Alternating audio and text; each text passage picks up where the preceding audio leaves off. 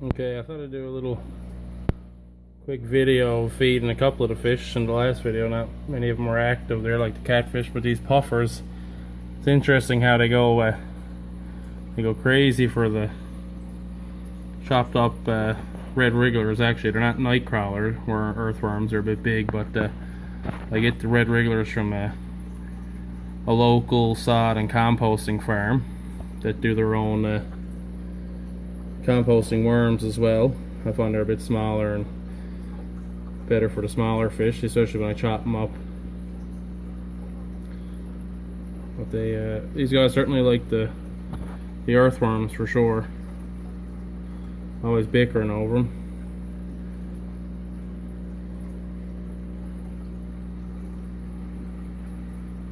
These are red-eye puffers, if you didn't see the last video. And also, let me grab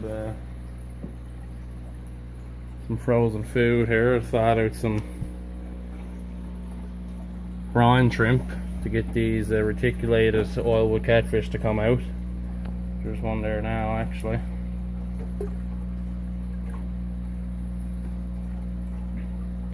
I think there's about 13 or 14 in there. So usually when you feed them, like most oilwoods, they get a bit active as soon as you dump some food in there.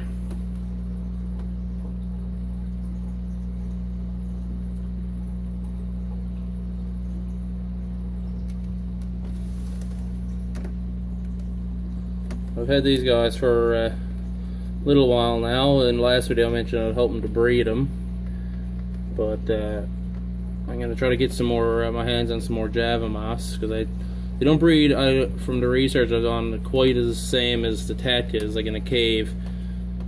I've heard people say they sort of scatter their eggs in Java moss. So with that being said, I'll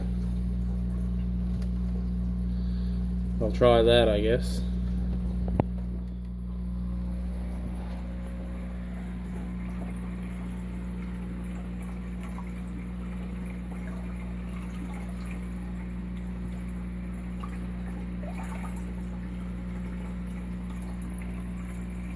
These again are the splash tetras, hoping to see if I can get them to, no signs of any eggs or anything up on the leaves or the glass at the moment. You can see some of the males there up front.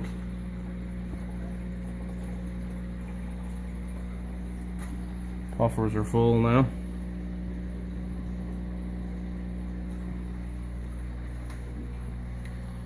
Also, pair of cribs I'm hoping to pair off. She's been giving them they're crawling her up out of them, but I'm not sure if they're gonna spawn anytime soon.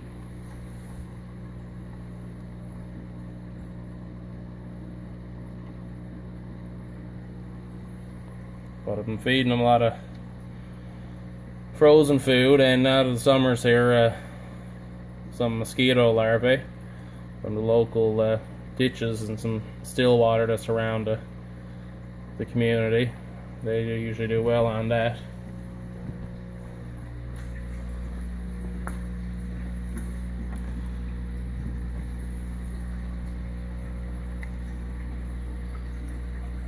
The yellow convicts.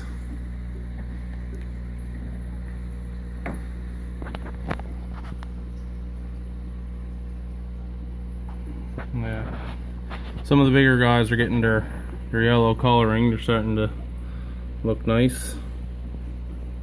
When I got them, they were pretty much only maybe 3/4 of an inch or ½ inch long, so they're after growing quite a bit since I've had them.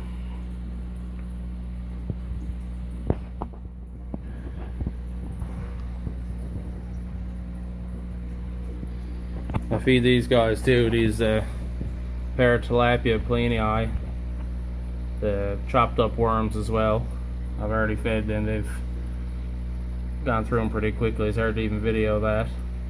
I'm hoping to get these guys to pair off. And the algae growth in this tank, I don't have any issues in the other tanks pretty much, but I think this is the only tank with an LED light on it. And I'm not a lighting specialist by any means, but I'm assuming it's due to that. But now it's no big deal because I got the whiptails in here as well. I think there's 3 females and 1 male. Might be a project down the future to breed them. But I'm also threatening to do some breed a type of pleco, which I've never done before. I've done other catfish, but never a pleco. So I might. This is evidently probably a good tank to try it out in once these Pleenii get grown out a bit, and maybe pair off. Because they can certainly lots of food there for a plec, and add some more wood, of course. But once these guys pair off, there's no signs of breeding out. I'm not sure the sexual maturity size of these though. I have to do a bit more reading or asking around on the forums. But they have grown out. Okay, in my last video though, I think the lights were off though, but that's the 135 that they're probably going to go in once I get decide on what kind of filter I'm going to use, and then this tank will be maybe a pleco tank. But that's I'll update you on that. And that's it for the feeding. Everything else is just a regular run-of-the-mill stuff. Got the baby brine shrimp for the black darter tetras, and I feed them black darter tetras get the live baby brine shrimp, and also the splash tetras. Where they're a bit bigger, I try to supplement a bit with the frozen as well. But that's it anyway. Thanks for watching.